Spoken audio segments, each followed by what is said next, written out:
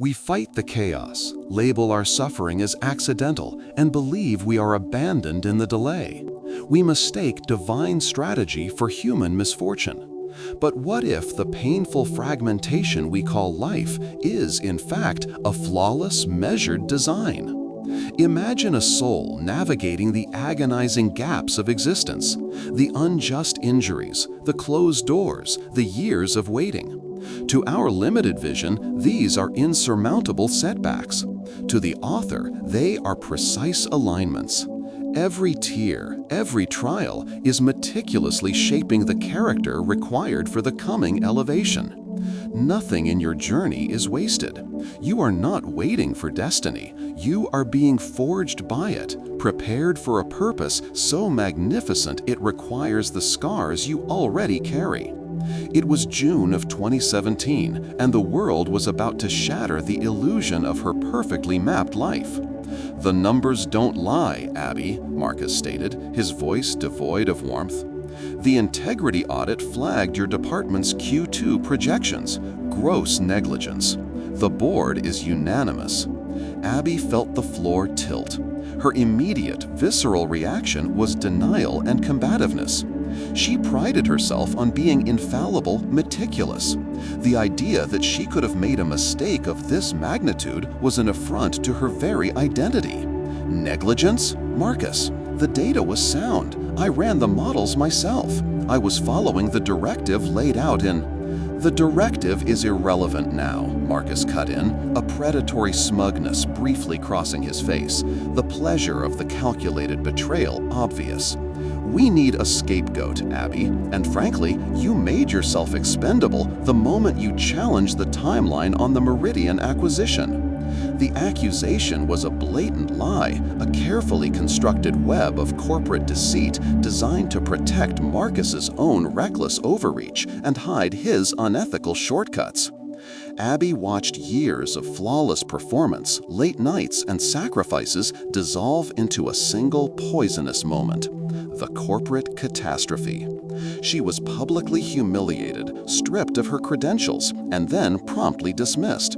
The internal memo citing ethical lapses that would stick to her reputation like tar. The professional death sentence was complete.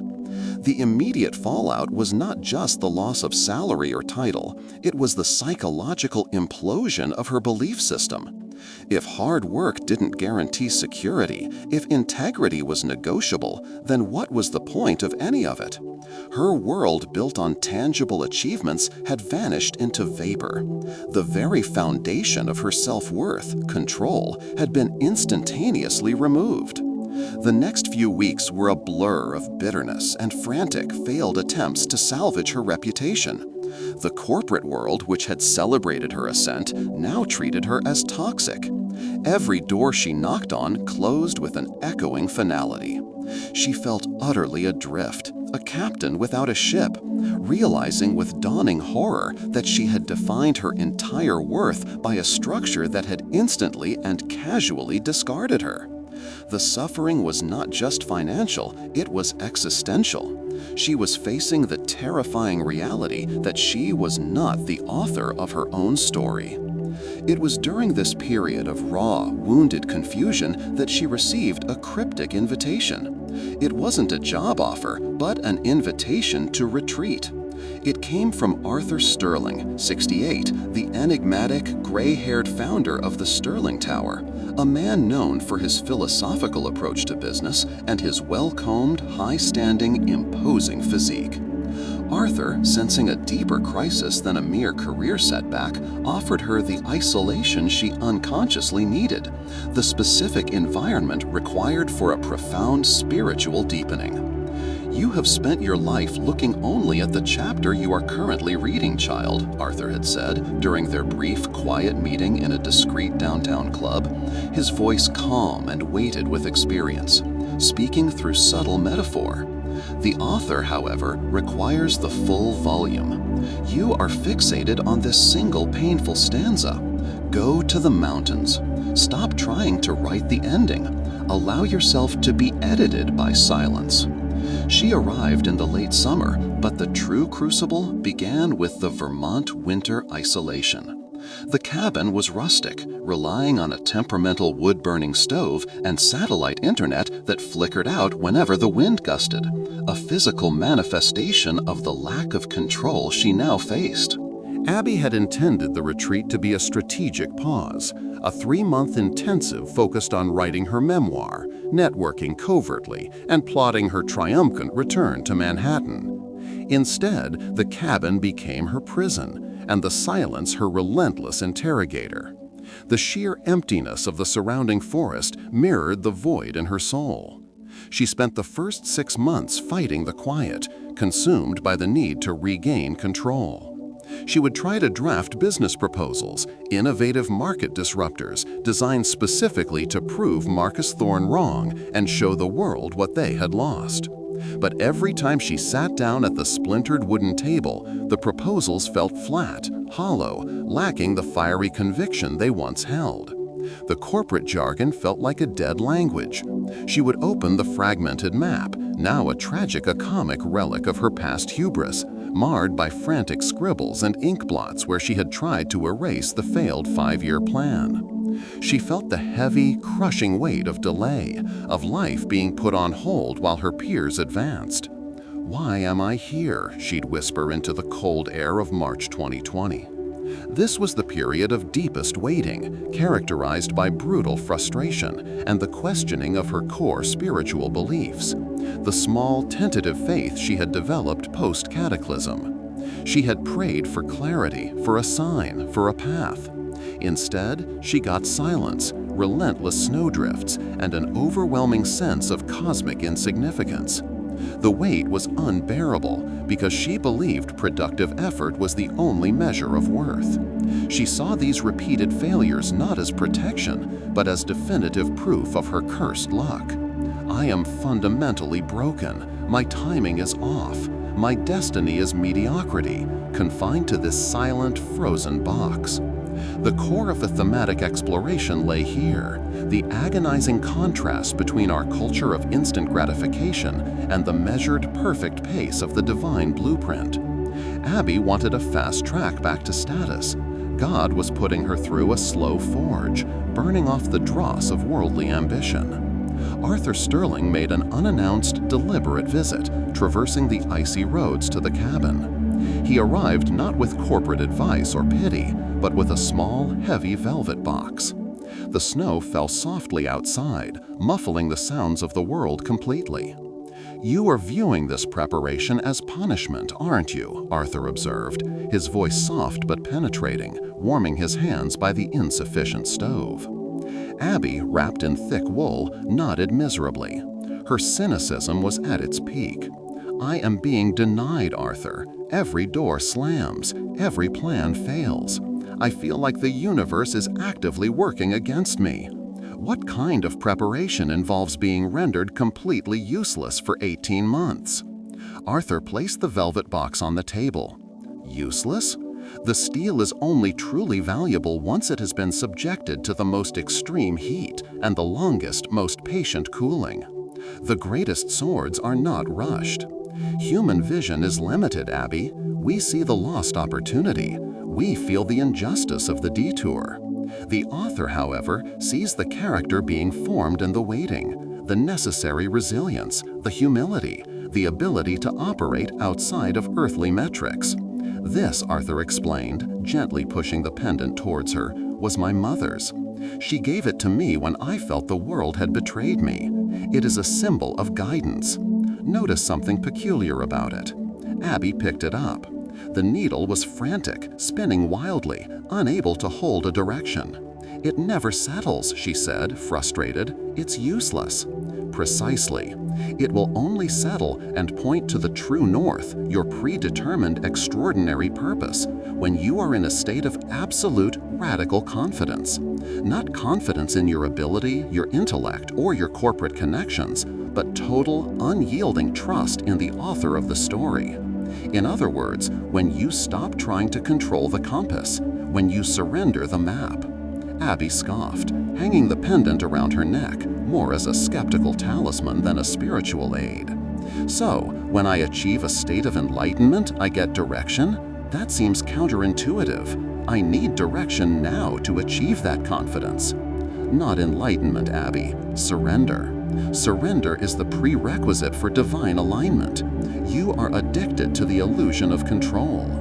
Your time in this cabin is not an empty vacuum. It is the strategic removal of every earthly crutch, your money, your network, your prestige, so you will finally, by necessity, lean on the infallible wisdom of the one who sees the beginning from the end. Arthur left her with that cryptic challenge. The pendant became an obsession. She would hold it, willing it to settle, praying desperately for direction. But the needle remained in chaotic motion, mirroring the turmoil in her soul. The winter deepened into a profound, desolate quiet. Abby felt herself cracking under the strain of isolation and failure. She stopped fighting the physical environment and began turning inward. She tried the spiritual disciplines she had neglected, reading the scriptures, meditating, walking the frozen woods, not seeking answers, but seeking presence. Slowly, painfully, the sharp edges of her cynicism began to dull. She started rereading the fragmented map, not to rewrite her corporate plan, but to track the events she couldn't control, the apparent random setbacks. June 2017, fired, stopped from delivering the unsent letter. October 2018, applied for the Seattle startup, rejected. March 2020, consulting contract canceled due to global market shift/pandemic. Suddenly, a strange, undeniable pattern began to emerge. It was a terrifying realization of the divine orchestration. If she had secured the Seattle job in 2018, she would have been financially stable, yes, but also geographically isolated from an aging, critically ill aunt who desperately needed her care for 6 months in 2019. An obligation she could fulfill only because she was unemployed and positioned relatively close to her family. If she had flown to the consulting job in March 2020, she would have been caught in a catastrophic travel lockdown in a foreign country, a scenario she later realized would have been deeply detrimental to her physical health, as she had a pre-existing condition that made that specific environment dangerous. Every seemingly meaningless suffering, every frustrating detour was, in fact, a shield, a strategic positioning step. She was being protected from the good things she thought she wanted, because those good things were fundamentally incompatible with the great thing she was being shaped to become. The lost opportunities were actually perfect interceptions. She began to understand the concept of the limited human view. She had seen life as a fragmented series of isolated setbacks and unjust injuries. The divine author saw the complete, unbroken tapestry. The hardship was not punishment, it was the essential forge for greatness. The turning point was quiet, almost anticlimactic. It was late spring 2021. Abby wasn't praying for success or demanding direction. She was sitting silently, looking out at the thawing forest, reading a devotional about perseverance that spoke of resting in the promise, not the performance. A feeling of profound peace washed over her, a deep, unshakable conviction that even if she never worked another day in her life, if the world never knew her name, she was utterly loved and exactly where she needed to be. She completely released the frantic need to know the why or the when. She surrendered the pen to the author. The subsequent months were marked by quiet, steady internal work.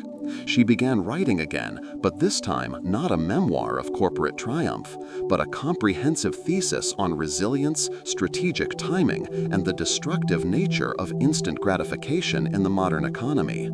The theme resonated deeply. Our greatest asset is not control, but surrender and trust in perfect preparation. In the summer of 2022, 2 months before the appointed time, the phone rang. It was Arthur. The preparation is complete, Abby. The cooling phase is over. It is time to step onto the stage, the waiting period built for you. Abby, now 35, stood backstage. She wore the compass rose pendant beneath her tailored suit, feeling its reassuring stillness against her skin. She was nervous, yes, but her foundation was solid, built not on market trends, but on the bedrock of faith forged in isolation. Marcus Thorne, unbelievably, was also present, having secured a major keynote slot days earlier, his polished corporate sheen slightly frayed by recent minor market failures. He passed her backstage, stopping only long enough for a whisper of condescension. "Look at you, Abby. 3 years in a cabin, and this is your triumphant return? A mid-level conference in Ohio? You missed the boat, kid. The moment of influence is over. You should have stayed on the ladder." His words, which 3 years prior would have crippled her and sent her spiraling into self-doubt, now felt small and irrelevant, like the buzzing of a fly. He was still obsessed with the ladder. She was focused on the blueprint. "I spent years chasing the world's definition of success," she told the silent audience. "And when I was publicly humiliated and cast out in 2017, I thought my life was over. I couldn't understand why I was being sidelined, rejected, and forced into a period of useless waiting. I believed I was denied because I was insufficient." She paused, allowing the gravity of her past self to settle. "What I now know is this. I was not being rejected.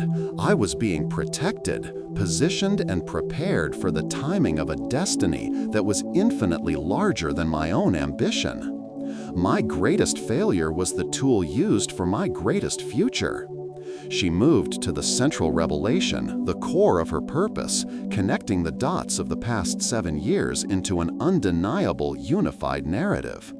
This was the climax, the synthesis of suffering and strategy. In June 2017, I was prevented from delivering a critical document, the unsent letter, to a foreign partner during the corporate cataclysm. I saw this mandatory delay as the final, agonizing failure of a disastrous day. What I did not know, what was hidden from my limited human sight, was the context. She retrieved the aged, sealed document from the podium. If this letter had been delivered in 2017, it would have been acted upon immediately. Its contents were a proposal for a massive global financial integration based on the rapid growth market conditions of that specific year. An action that, due to specific, unpredictable geopolitical and regulatory shifts that occurred later in 2018 and 2019, shifts none of us could have predicted, would have catastrophically bankrupted that entire partner organization. Furthermore, the subsequent ripple effect, as later studies revealed, would have been enough to destabilize a crucial emerging market, leading to a humanitarian crisis of immense scale. A profound collective gasp swept through the auditorium. The sheer weight of the near miss was palpable. Marcus Thorne, watching from the wings, actually stumbled back, the realization of the immense danger he had narrowly avoided and the extent of Abby's protection hitting him like a physical blow. My failure to deliver the letter in 2017 was not an accident. It was divine interference and strategic delay. The ensuing 3 years of isolation, the Vermont winter isolation, were not wasted time. They were the incubation period for a critical, necessary shift in perspective. It took until late 2021 for the new global regulatory environment to stabilize, opening a narrow, perfect window for the very foundational proposal outlined in this letter to succeed. But it could only succeed if its terms were slightly modified and, crucially, presented with a new ethically sound framework. A framework that only 3 years of solitude and spiritual forging could have created. She held up the letter, a symbol now of perfect timing. I am delivering the unsent letter today, not in the arrogant corporate language of 2017, but with the comprehensive humanitarian and ethical framework born from 3 years of being forged in the quiet. This is the new proposal, she declared, revealing a revised digital file she had worked on in the cabin. It is the same foundational idea, but refined by patience, stripped of cynical ambition, and delivered at the one singular moment in history, October 2022, when its success is guaranteed and its influence will be wholly restorative, stabilizing global markets and creating sustainable growth for millions. My setback in 2017 didn't derail my life. It saved the world from a financial catastrophe and strategically placed me in the perfect moment to execute this plan, revealing my extraordinary destiny. The audience erupted, not just in applause, but in a surge of powerful, undeniable realization. The key financial organizations she was addressing realized the profound truth. The delay, the failure, the perceived chaos, it was all strategic, meticulous preparation. Abby's extraordinary destiny was not just to lead a company, but to stand as a living testament to the truth that divine timing is always perfect. Her suffering had provided the credibility, the patience, and the unique ethical perspective necessary to deliver this message with undeniable authority and world-changing impact. Later, as the summit broke into elated, purposeful chaos, Arthur Sterling stood by her side, watching the scene unfold. "You see now, Abby," he said, his eyes reflecting a deep, knowing peace. "You fought the delay, you wrestled with the silence. But every door closed was simply diverting you from the temporary good to the eternal and necessary great. The chaos you endured was merely the flawless process of the author preparing the greatest vessel for his grand design." Abby touched the compass rose pendant, which remained perfectly still. The cold, empty years felt suddenly warm and vibrant with purpose.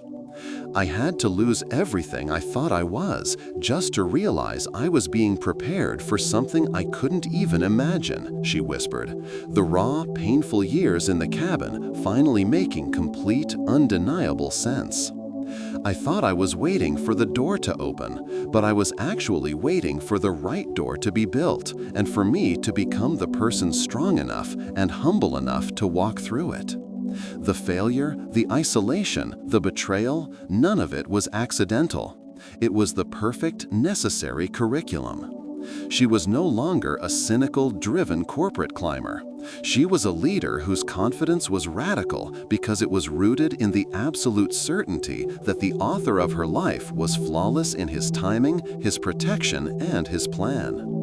The magnificent future had arrived, built entirely from the ashes of her past challenges, proving once and for all that even in moments of deepest confusion, she had been precisely where she needed to be, being shaped for this moment. The quiet preparation had led to the loudest, most profound revelation. She smiled, looking toward the future, trusting the unseen hand that guided her way. The fragmented map was discarded. She was finally following the unerring true north. Her story was a testimony built from the chaos, a magnificent conclusion forged in the fire of delay. The late spring of 2021 brought a dramatic physical and psychological thaw to Abby's life at the Quiet Pines cabin. The snow retreated, revealing the dark, rich earth underneath, mirroring the fertile ground finally created in her soul. The moment the compass rose pendant had settled, pointing unerringly north, the frantic, desperate energy that had consumed her for 3 years simply evaporated. She had stopped trying to steer the ship and started observing the current. The subsequent months were unlike any period of her life. They were characterized by a deep, powerful focus devoid of the stressful pressure she once mistook for productivity. She was no longer performing, she was processing. The cabin, once a symbol of her corporate failure and subsequent imprisonment, became a true sanctuary, a laboratory designed for the rigorous, patient work of destiny formation. She realized that the isolation hadn't been about removing her from her work, but about removing the wrong kind of work and the wrong kind of motivation. She picked up her notes again, the material for the keynote speech that she knew with silent certainty was coming. It was no longer about proving Marcus wrong or reclaiming status. It was about presenting a foundational truth forged in the crucible of delay. Her new work was a comprehensive synthesis of economic theory, ethical governance, and the often overlooked necessity of strategic patience. She argued that the modern corporate world, obsessed with instant gratification and quarterly metrics, was building unsustainable structures destined for collapse. The answer, she now understood, lay not in faster execution, but in deeper, slower character development, aligning human effort with a transcendent timeline. This shift in perspective allowed her to revisit the contents of the unsent letter. When she had drafted it in 2017, it was a work of pure, aggressive financial ingenuity, brilliant but lacking ethical depth. It was designed to exploit a temporary market loophole for maximum short-term gain. Now, 3 years later, staring at the global chaos wrought by market instability and the sweeping geopolitical shifts that began in 2018, she saw the 2017 proposal not as a blueprint for success, but a ticking time bomb. The full weight of the divine intervention in June 2017 settled upon her. If she had delivered the letter, the initial success would have been intoxicating, validating her old self-image of flawless control. But within a year, the very regulatory environment the plan relied upon would have vanished, leaving their overseas partner exposed to unprecedented risk. The collapse would not have been a minor correction. It would have triggered a cascade failure involving multiple sovereign funds, threatening global financial trust. The specific emerging market they targeted was particularly fragile, and the ensuing economic turmoil would have led to resource scarcity and severe humanitarian consequences. The truth was horrifying and humbling. Her ambition, if left unchecked, would have been destructive. The humiliation, the unemployment, the agonizing silence of Vermont, it had all been a meticulous act of preservation, not just for her soul, but for the world she was now being prepared to serve. She wasn't sidelined, she was placed in a protective observation post, forced to watch the global consequences of the very impatience and arrogance she once championed, learning the lessons without having to pay the catastrophic price. The new proposal, written on her salvaged laptop in the sparse, isolated cabin, was structurally similar but fundamentally different. It incorporated a tiered risk management system she designed while reading philosophical texts, not financial journals. It included regulatory safeguards she discovered during the long nights spent analyzing global shifts, not market ticker tape. It was robust, ethical, and, crucially, reliant on the stable environment that only fully materialized between mid-2021 and early 2022. Her entire forced delay was the exact duration required for the world to catch up to the potential of her idea, allowing it to be executed with maximum impact and zero risk. The timing was perfect, calibrated not by human projections, but by cosmic design. The profound realization wasn't merely intellectual, it was a physical reformation. Abby's athletic build, once coiled with tension and relentless striving, now moved with an easy, deliberate grace. Her dark brown hair seemed to catch the light differently.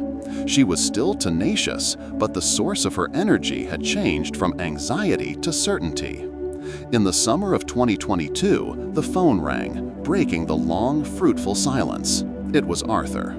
"The forging is done, child." Arthur's voice resonated across the crackling line, still calm, still weighted. "The time for quiet learning is over. You have the blueprint. Now the author requires the structure to be built. The Ashland Center Auditorium awaits." The transition from Vermont back to the world felt like stepping out of a time warp. Abby packed sparingly. She left the fragmented map lying open on the splintered cabin table. No longer a journal, but an artifact of a former life, a memorial to the illusion of control. The only thing she took were the revised digital file, the aged unsent letter still sealed from 2017, and the compass rose pendant resting cool and steadfast against her collarbone. The journey was purposeful. She bypassed Manhattan entirely. She felt no nostalgia, no pull toward the Sterling Tower, the monument to the limited ambition she had finally shed. Her destination, the Ashland Center Auditorium, was in a secondary city in Ohio, a place specifically chosen by the organizing body for its neutrality and logistical centrality to the global participants. It was removed from the ego and noise of the major financial capitals, forcing the summit attendees to focus solely on the content and the outcome. It was the perfect stage for a message built on humility and strategic alignment. October 2022 arrived crisp and clear. The atmosphere inside the Ashland Center Auditorium was electric, charged with the concentrated focus of global finance and technology leaders. Abby felt the eyes of the world upon her industry, but she did not feel the crushing pressure she would have felt in 2017. Her confidence was not self-generated. It was imputed by the years of careful preparation she had finally understood. She was backstage, reviewing her notes, which were less about data points and more about testimony. Marcus, true to his nature, found her. He was scheduled to speak immediately before her, giving the standard high-gloss projection of corporate optimism that sounded brittle and shallow in the current global climate. He was impeccably dressed, but the effort showed. His eyes, though still cold, held a flicker of desperation, a man running fast just to stay in the same place. Still playing the spiritual guru, Abby? Marcus scoffed, leaning in conspiratorially. I heard you've been living like Thoreau up in the woods. Must be cozy. Look, if you need a referral to a proper firm, I have a few contacts left who might overlook the ethical lapses. You know, a small consultancy in, say, municipal bonds. He intended the words to wound, to remind her of her public downfall and her current diminished status relative to his. Abby looked at him, not with resentment, but with a quiet, genuine pity. She saw a man defined entirely by the metrics of the moment, utterly blind to the unfolding, greater design. She saw the terrifying fragility of a life built solely on earthly success. "Thank you for the offer, Marcus," she replied, her voice steady and low. She did not raise her voice. She did not need to defend herself. But I found that the ethical lapses weren't mine, were they? They were simply the necessary catalyst to remove me from a trajectory that would have ended in catastrophe for many, including you. The boat I missed, Marcus, was sinking, and the mountain I climbed was the only view that allowed me to see the storm coming. Marcus' practiced corporate smile faltered, replaced by a momentarily startled vulnerability. He dismissed it instantly, pulling his shoulders back. High-minded nonsense. You'll be talking to a room full of serious investors, not a church group. Remember who pays the bills. He then strode past her, heading toward the podium, still convinced that control lay in the quarterly earnings report. Abby took a deep breath, adjusting the tailored suit that felt both professional and strangely new, shedding the camouflage of the wool and solitude. The air was heavy with expectation. She reached under her lapel, brushing her fingers against the cool, steadfast metal of the compass rose pendant. It was perfectly still. Marcus delivered his keynote, a performance of relentless ambition and rapid expansion forecasts. It was slick, impressive, and utterly divorced from the underlying human realities of global markets. He left the stage to polite, obligatory applause. Then the introduction. Abby walked onto the stage of the Ashland Center Auditorium. The transition was immediate. The audience, composed of thousands of high-level delegates, felt the profound shift in atmosphere. She didn't use the stage as a pulpit for aggressive salesmanship. She used it as an altar for truth. 3 years ago, I stood exactly where many of you stand now, convinced that success was measured by speed, output, and control," she began, her voice carrying a resonance that transcended the technical amplification. "My world was built on the arrogance of self-authorship. I believed that every failure was a flaw in my execution, and every setback was an obstacle to be brutally overcome." She recounted the corporate cataclysm, her public humiliation, and the subsequent withdrawal to the Quiet Pines cabin. She did not diminish the pain, she magnified the purpose. "When you are in the fire, you see only the heat. You don't see the forging," she explained, her green eyes sweeping across the rapt audience. "The question I asked for 18 agonizing months trapped in the freezing quiet of Vermont was this: why is God denying me? Why the perpetual rejection? Why the silence when I cried out for direction?" She paused. The silence in the auditorium was absolute, a collective recognition of the universal human experience of delay and doubt. The profound, destiny-altering realization I finally received was this: the divine author was not denying me. He was protecting me. He was strategically positioning me. Every closed door was an act of profound mercy, saving me from a temporary victory that would have resulted in ultimate destruction. My preparation was not just professional, it was spiritual, ethical, and foundational. She moved to the central, most powerful point of her address, the revelation of the unsent letter, the defining moment of the strategic delay. She held up the sealed, yellowing document. She spoke with an unnerving, authoritative calm. She laid out the financial models in detail, demonstrating precisely how the market conditions she relied upon in 2017 had become a fatal trap by 2019. Her analysis was impeccable, her financial acumen sharpened, ironically, by her period of non-activity. The audience, composed of the very people who manage these geopolitical risks, shifted restlessly. The gravity of the narrowly averted disaster was stunning. Marcus, standing discreetly near the back exit, felt a wave of icy shock. He remembered the urgency surrounding that 2017 partnership. He remembered his own reckless, short-sighted push for speed. Had Abby succeeded in her job then, they would all have been implicated in the subsequent global collapse. His cynical pursuit of short-term gain had been miraculously intercepted by Abby's failure, a failure he had orchestrated. The chaos he embodied had been turned against him, resulting in protection for everyone involved. He was suddenly staring not at Abby's humiliation, but at his own accidental salvation. "The delay I endured was not a vacuum of time," Abby continued, her voice gaining intensity. "It was the required duration for 3 things to happen. 1, for the specific, essential geopolitical changes to occur that would provide the necessary regulatory backbone for success. 2, for the fragile emerging market to reach a point of stability where growth would be restorative, not exploitative. And 3, for me to be forged into the kind of leader who would revise this proposal, stripping it of its arrogance and infusing it with an ethical, sustainable framework." She set the old sealed letter down. Beside it, she projected the revised digital file onto the massive screen behind her. The original letter was ambition. This new framework, she tapped the screen, is destiny.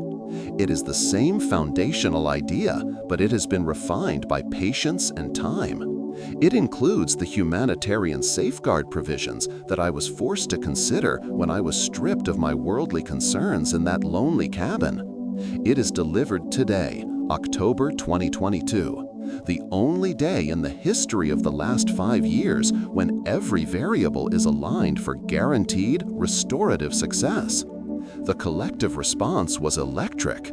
It was more than a business proposal. It was a profound testimony of perfect timing. Abby's extraordinary purpose was revealed. She wasn't meant to simply climb the corporate ladder.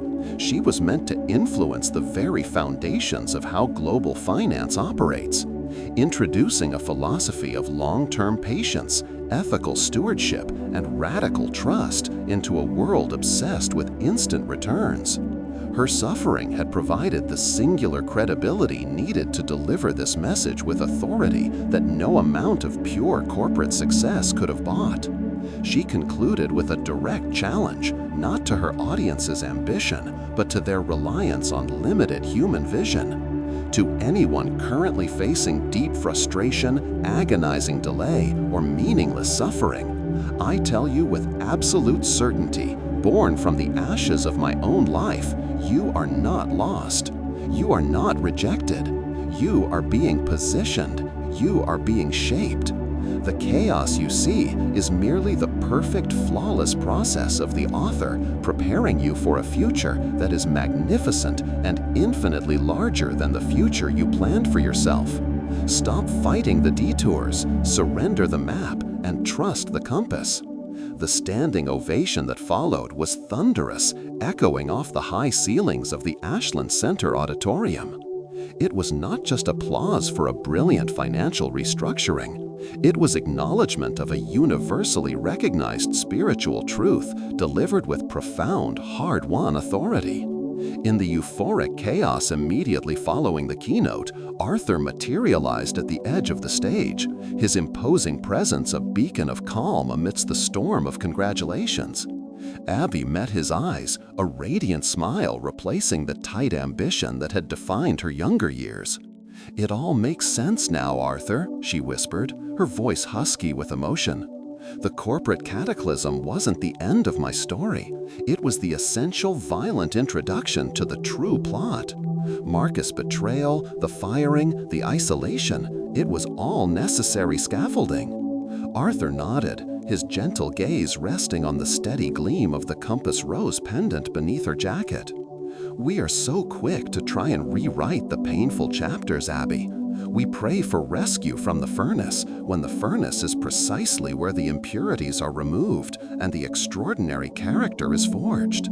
If you had succeeded in 2017, you would have achieved a small earthly triumph.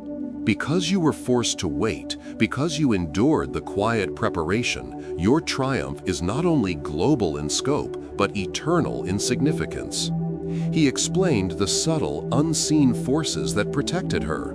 The minor logistical frustrations she had dismissed in 2017, the specific traffic jam that made her 20 minutes late to meet the courier, the sudden bizarre 15-minute power outage in her Manhattan office just as she was about to print a backup copy of the letter. All of it had served to delay the delivery. She had seen those events as proof of bad luck. They were precision strikes of divine protection. "You fought the weight with every fiber of your being," Arthur observed gently.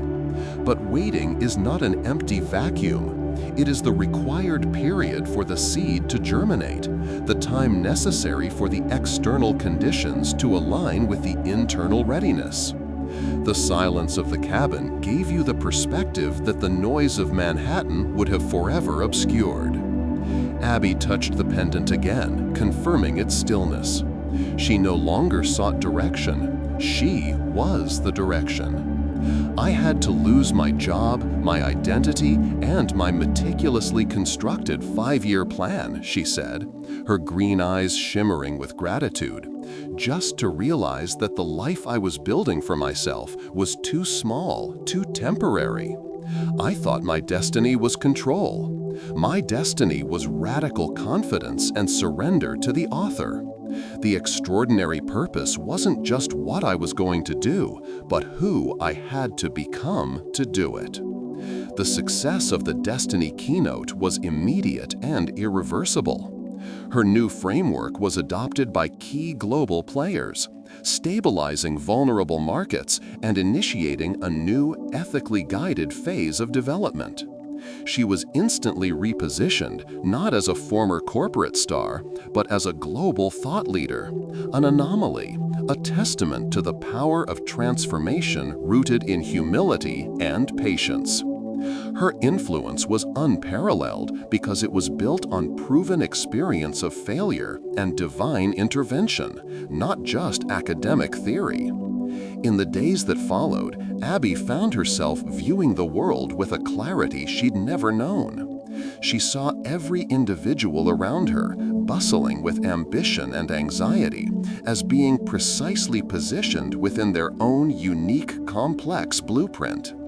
She saw the delayed promotion, the failed relationship, the unexpected illness, not as random chaos, but as deliberate strokes of a masterful painter, preparing the canvas for a work they could not yet envision. She recognized that Marcus, still operating under the illusion of self-control, would likely continue his destructive path until his own necessary cataclysm forced him into a reckoning. She didn't judge him. She simply understood the brutal necessity of the forging process.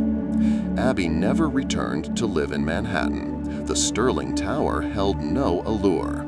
Her base became the place where she could best serve, a space defined by the principles she learned in isolation, a platform for promoting strategic patience and principled leadership. She had shed the need for the applause of the corporation and found the deep, quiet satisfaction of executing a destiny she did not author but joyously accepted.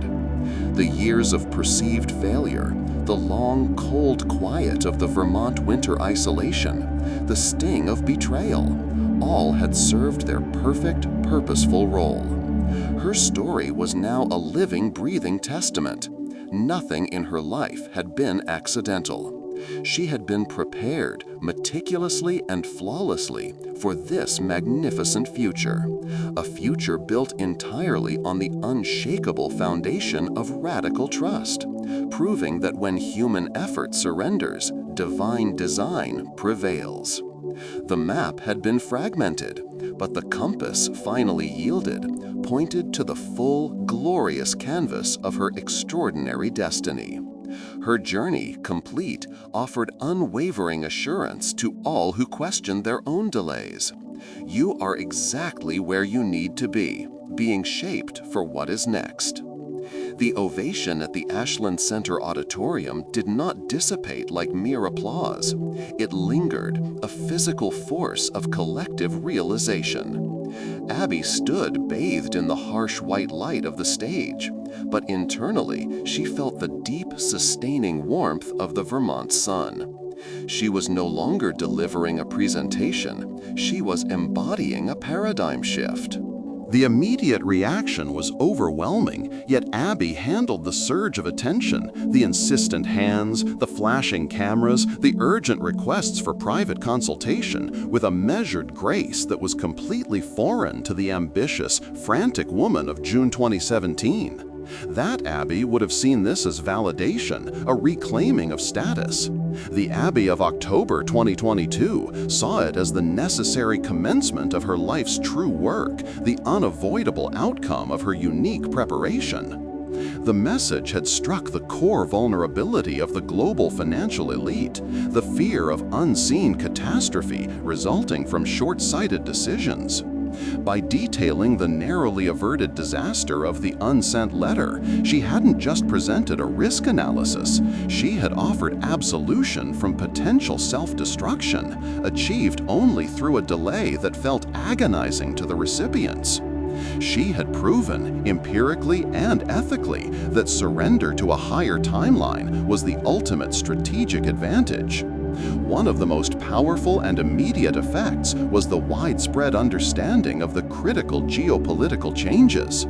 Abby had specifically mentioned the sequence of regulatory reforms that swept through the G7 nations starting in late 2018 and solidifying through 2019. These reforms were designed to curb the very aggressive offshore financial maneuvering that her 2017 proposal relied upon.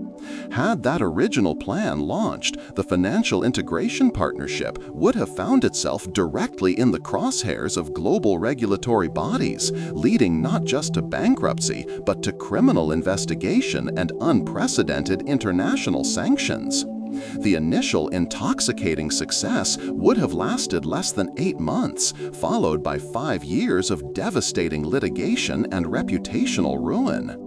The financial leaders in the auditorium, many of whom had been tracking those exact regulatory shifts and feeling the pressure of compliance, now grasped the stunning proximity of the threat.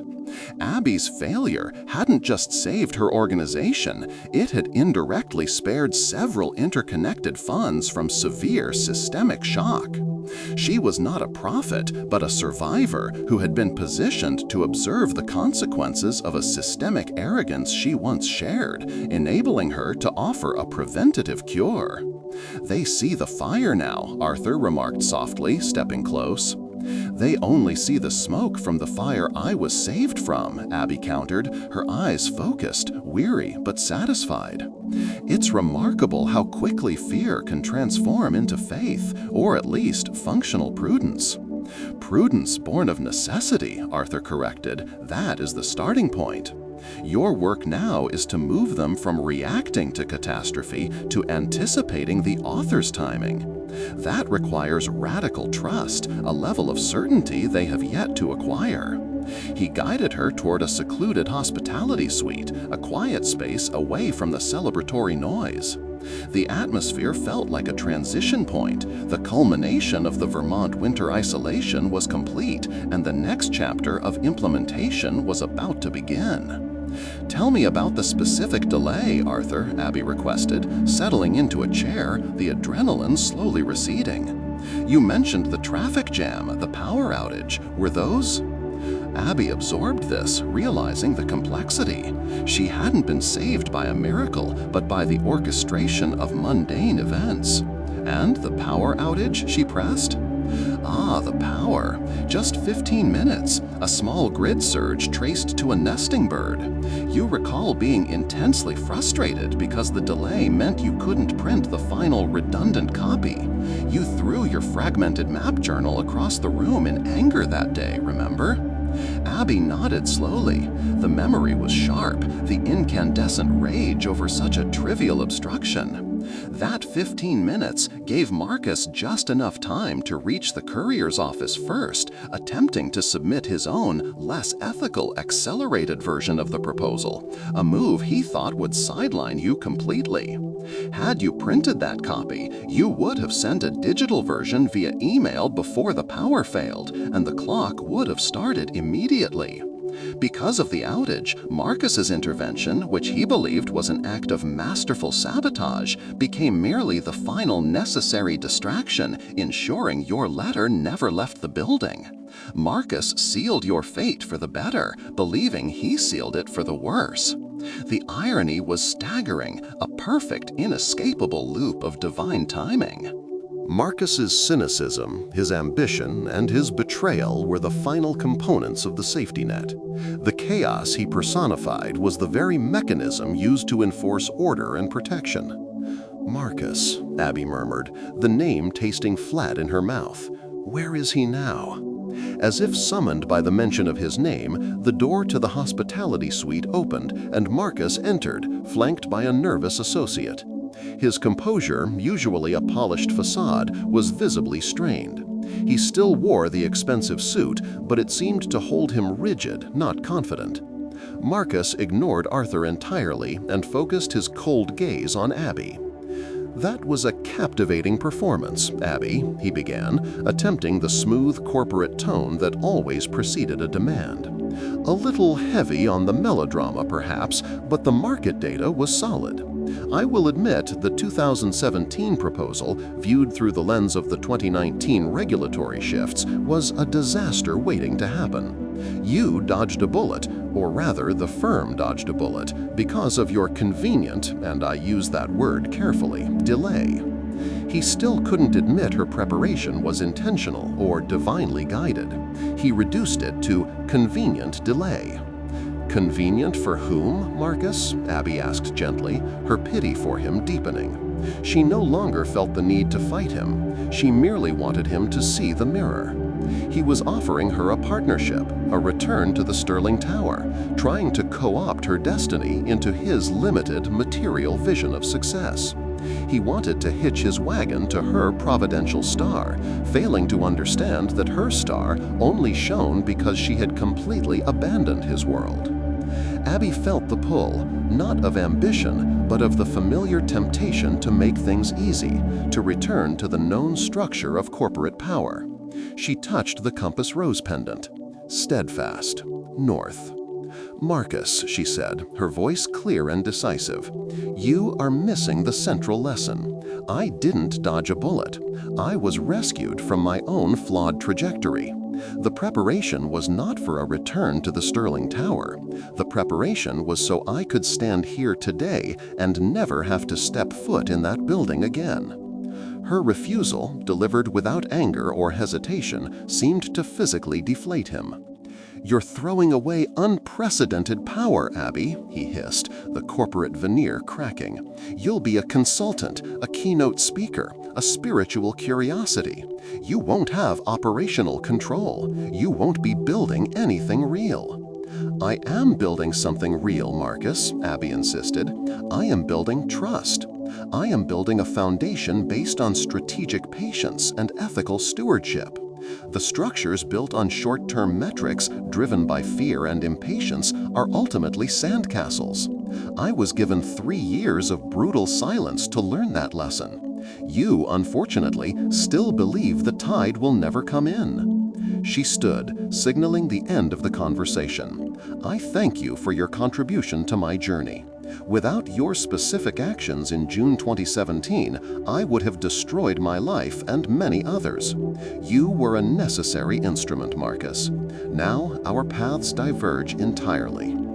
Marcus stared at her, a profound mixture of incomprehension, lingering cynicism, and dawning fear flickering in his eyes.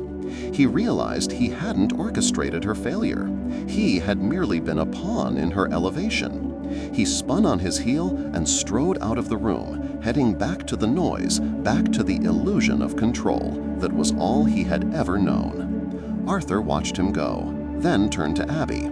"He is still running the race, but he doesn't know the finish line has moved." "And I am finished running," Abby affirmed. The weeks that followed October 2022 were characterized by action, but an action fundamentally different from the frantic pace of her Manhattan life.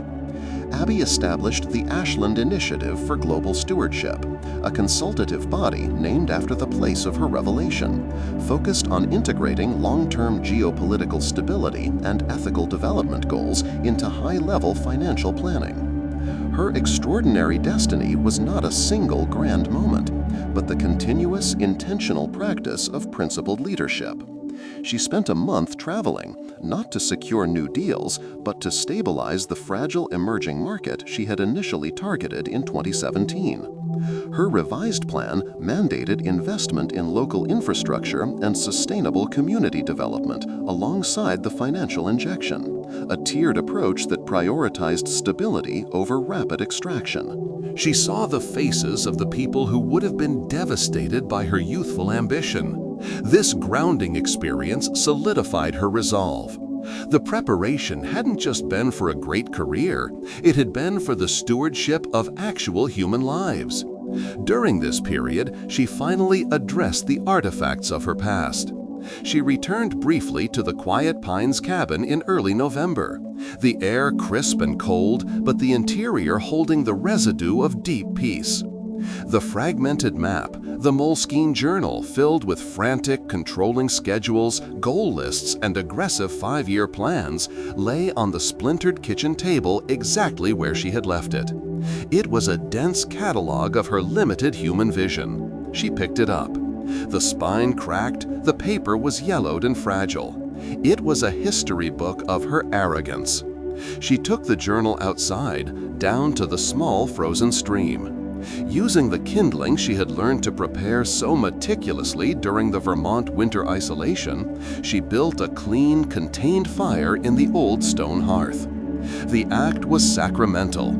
As the paper vanished, Abby felt a profound lightness, an undeniable sense of final freedom from the burden of self-authorship. She no longer had to construct the map, she only had to follow the unerring directions she had already received. She kept the unsent letter. It was too important to destroy. She placed it inside a heavy archival quality portfolio. It wasn't proof of a past failure, but a tangible physical testament to the perfect timing of divine intervention. It was the before picture, forever contrasting with the after reality she now inhabited. It was the grounding truth that every delay, every obstruction had been perfectly placed to ensure the timing was not just right, but magnificent.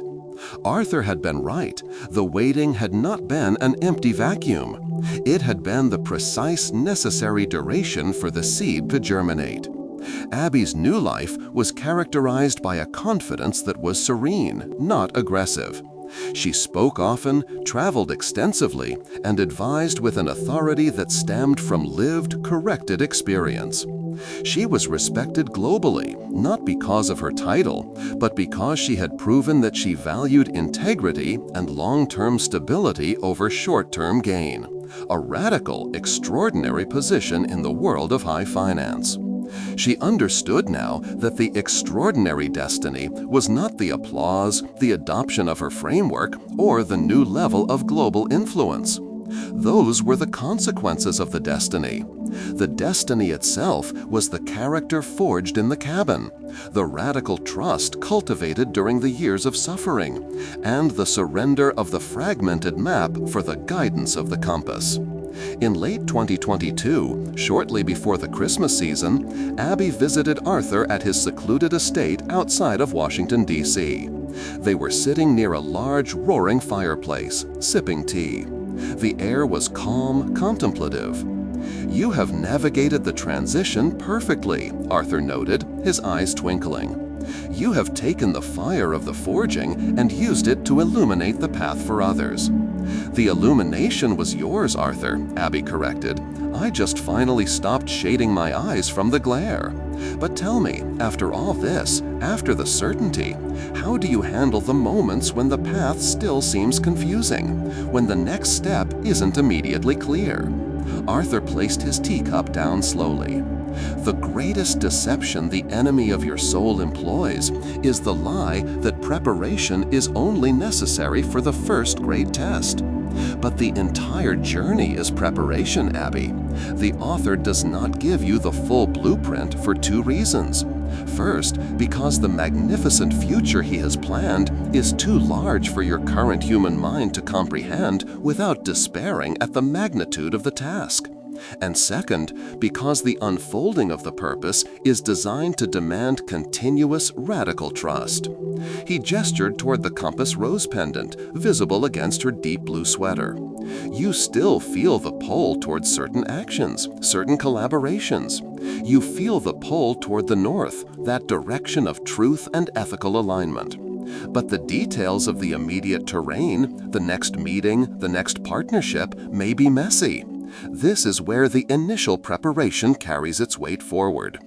When the path is confusing," Arthur continued, "you do not revert to the fragmentation of 2017. You trust the character that was forged in 2020. You operate from the certainty of the past intervention." The confusion is never a sign of abandonment. It is merely an invitation to deepen the trust you already demonstrated. The principle remains: nothing in your current reality is accidental. You are precisely positioned for the next necessary step. Abby realized that the journey of radical confidence wasn't a one-time achievement, it was a perpetual posture. The pain of the corporate cataclysm had given her the ultimate credential, proof that delay was protection and failure was positioning. She laughed quietly, a sound of genuine, hard-won joy. "I used to think my life was a chaotic mess of bad luck and poor choices.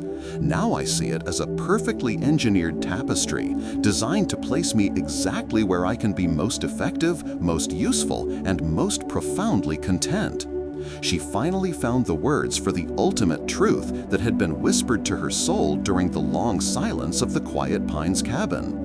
The greatest difficulty of the forging process, she articulated, looking into the dancing flames, is the relentless expectation that the author should explain himself in the middle of the story.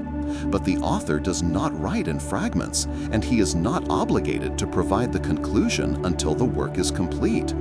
My waiting was necessary because the magnitude of the reward, not just the financial influence, but the ethical shift I can now initiate, required a leader who knew deep in her bones the difference between quick success and enduring significance. The realization solidified. The Sterling Tower represented the immediate, fragile success she had been saved from. The Quiet Pines cabin represented the necessary isolation and character refinement. The Ashland Center Auditorium represented the public revelation and deployment of the prepared self. Each location, each person, each event, Marcus's calculated betrayal, the timing of the geopolitical shifts, Arthur's patient mentoring, had served as a flawless sequential step in a divine blueprint. Abby's extraordinary destiny was thus confirmed. To be a living, undeniable testament to the principle of strategic patience and transcendent design in a world addicted to instant returns and material ambition.